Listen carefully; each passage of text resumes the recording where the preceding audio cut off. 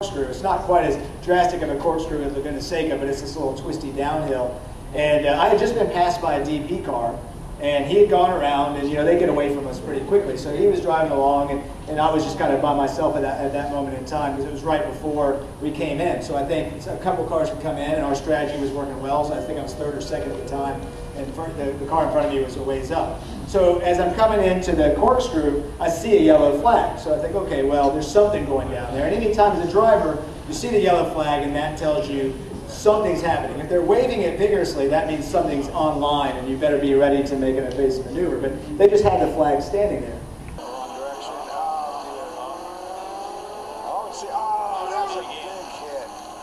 And the DP goes in first, and then I go in, and then just out of the corner of my eye, all of a sudden, it's just this weird red. It looked like a red billboard. And what it was a Mazda, a GT car, just driving sideways, right across the track. I couldn't believe it. And at that point in time, we talk about this weight transfer. I had the outside of the car loaded up completely because I turned in. I was still on the brakes because you trail the brakes in there. So it was literally that picture that you guys saw, an aerial shot. I had all this weight on the left front, and the inside rear was very light.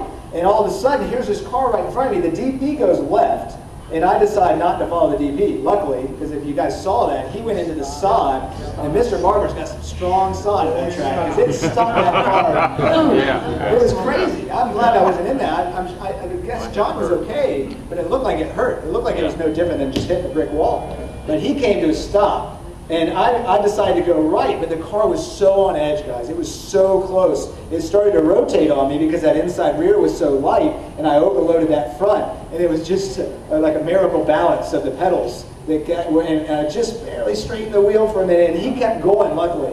And if you watch the video, I missed him by less than a foot. I mean, I just zipped right by him. And my heart stopped. I was just like, and then there's sod flying over here. It came all over the car. It was insane. I came on the radio. I told the guys, and they didn't know exactly what had happened. I just said, oh my goodness. I was like, I can't even breathe right now. I said, everybody here is so lucky. Whatever you're doing in the pits, keep those fingers crossed because it's working, because we just got so lucky. But again, it's just that balance, right? And sometimes things are good and nothing's in your way and you're able to balance really easily, but sometimes you just got to have that finesse. So you got to stay ahead of that car at all times.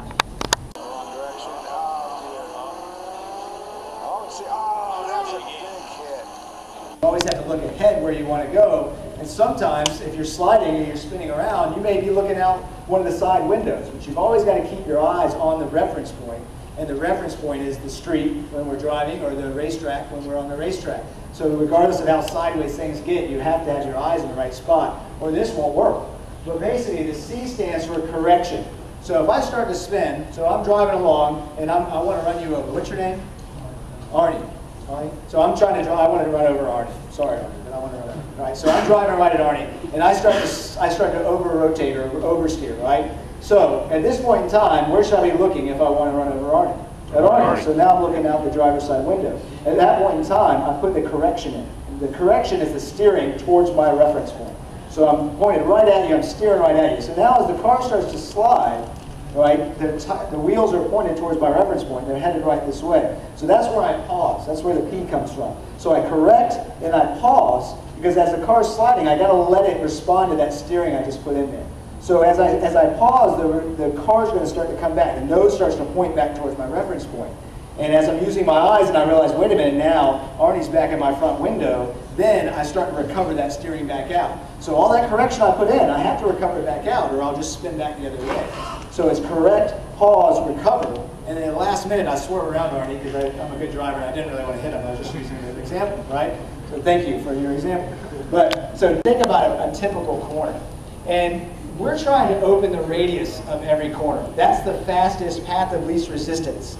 That's why when you watch our races, you notice that we normally stay in line unless we're popping out to make a pass, right? So everybody kind of follows that same line. It's not because we're all just staring at the car in front of us. It's because that is the proper line. That's the fastest way around. And that line is then turn in your apex and your exit point. And you're trying to kind of fit that arc between those points to carry the most speed through. But what you'll find is you can make some adjustments to that line and actually have faster exit speed. And that's the thing that the misnomer kind of about driving is people think it's all about entry speed. It's really about exit speed.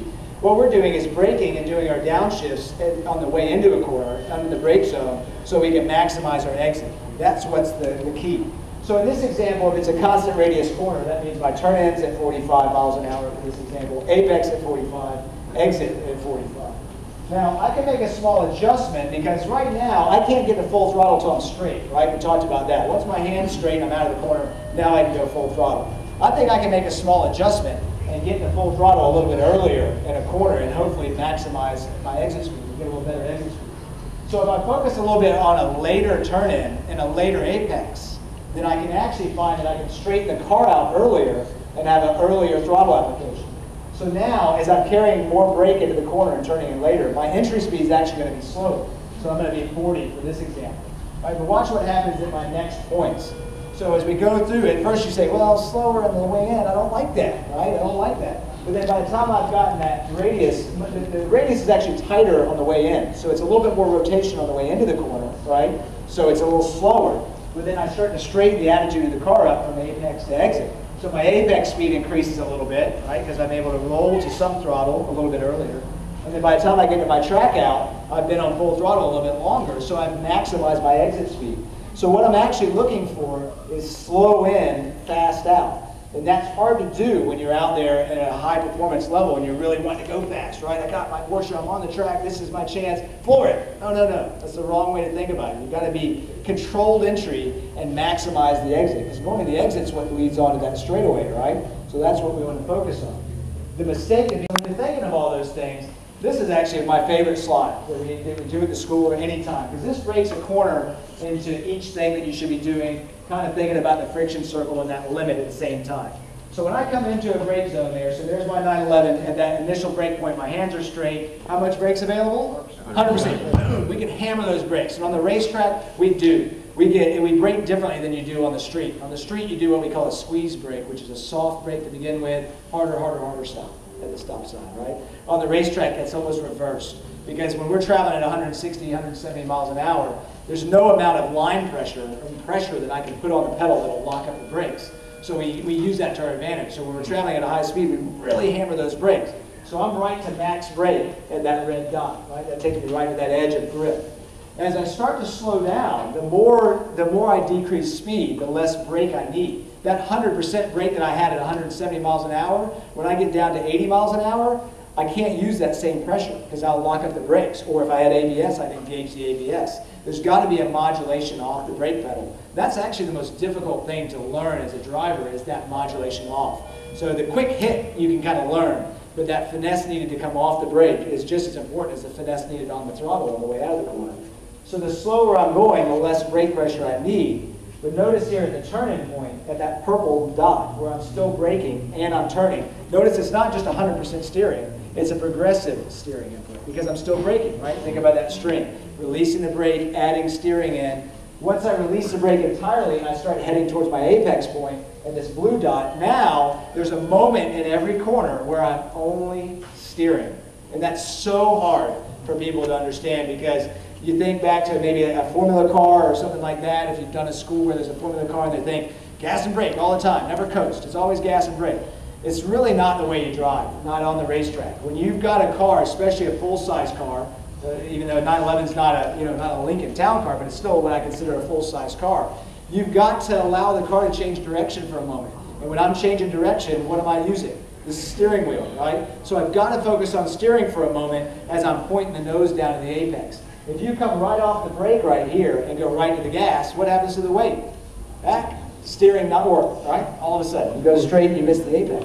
So you've got to focus in the middle there on steering. And then from that point on, once the nose is pointed to the apex, now let the car turn and then get on the gas on the way out. And that's how we control that entry, and then we focus on the exit. Now, that's just the basics of the driving of the corner itself. Never mentioned that Lee and I are going from 6th down to 2nd here in this brake zone, and we're having to get all that going on. And then, you know, you've got the Magnus Porsche out there trying to pass us on the inside, so him down the inside. And then you look back and there's some, you know, silly DP that wants by, you know, and you're having to just figure out what he wants to do. All those things are going on at the same time, right? But that's why, you know, it takes a lot of practice, and you put yourself in that environment, and we can all coexist out there. But it still doesn't mean that I'm letting the Magnus Porsche by me. I mean, my line will look much different when he's behind me. Right? But there's result, hopefully, will have us in front. Right? So, and I think that's why people are so passionate about Porsche, is because not a lot of other manufacturers, and really none in my experience, can quite match that passion and that feel that the driver gets from the car.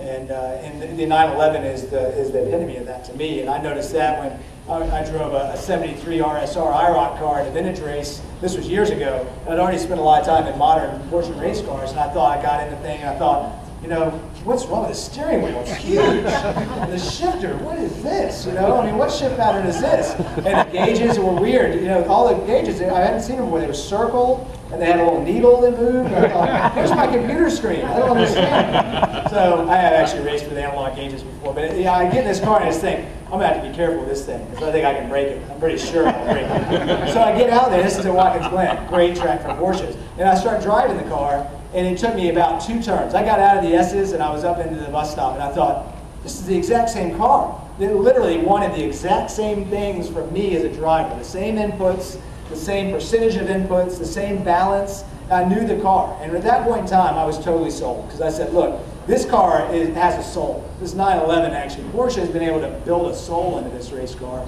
And it doesn't matter if it's a 65 or if it's the brand new 991 in 2012. It's the same. You know, the technology changes and all these components you can use to your advantage, but the car itself has the same thing. So that relationship of car and driver is what I'm always after. And it's a really neat thing. But that comes from these building blocks of driving. You've got to understand and respect those. And if you break that string, it doesn't matter what kind of car it is, it's not going to grip for you. So you've got to balance that out. And hopefully some of you, if not all of you, have taken advantage of the Brumos U and the program that we run here when you buy a car. If you haven't, you're missing out, because this gives you a chance to go out there and put your actual car in a safe environment. We're not out there burning the cars down and wasting your tires and your brakes. We're out there putting you in an environment where you can start to learn the limit of your car. And there's slalom courses to work on that lateral weight change. There's braking exercises so you can really get comfortable with those brakes, right? That's what saves you from those accidents on the track, when you have that confidence to really hammer the brakes and get the car stopped, or get it so you can steer around whatever that incident is. And then also, yeah, you could do some spirited driving on the track and work on the cornering line and work on those and get a little taste of what we do out there on the racetrack, whether